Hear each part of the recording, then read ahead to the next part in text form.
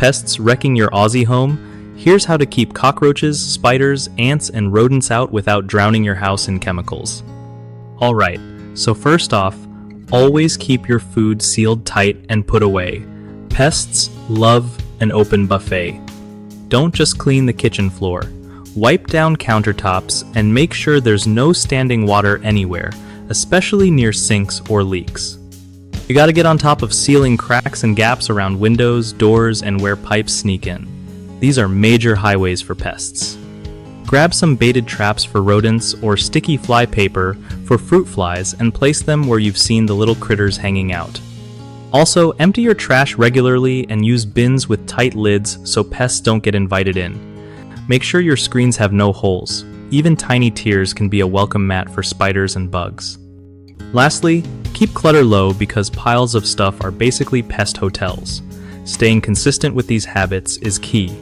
You don't want to let things slide, or pests will move back in before you know it. One of the biggest mistakes people make in pest control is ignoring those tiny entry points. Search engine users often look for how to seal pest entry points, so this is huge. Fix it by checking all around your home regularly and using weather stripping or caulk to close gaps. Another common problem is leaving food crumbs or spills out, which draws pests like ants and cockroaches. Clean everything up right after eating and store snacks properly to fix this. Finally, relying only on sprays or chemicals without addressing sanitation or sealing issues is the big no-no. Pests come back if their home is still inviting. The fix?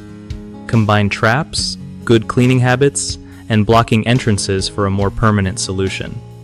BigHomeProjects.com is awesome for hooking you up with trusted local contractors who know exactly how to handle pest problems and other home fixes. Plus, if you're a contractor, it's a solid way to connect with homeowners looking for reliable help.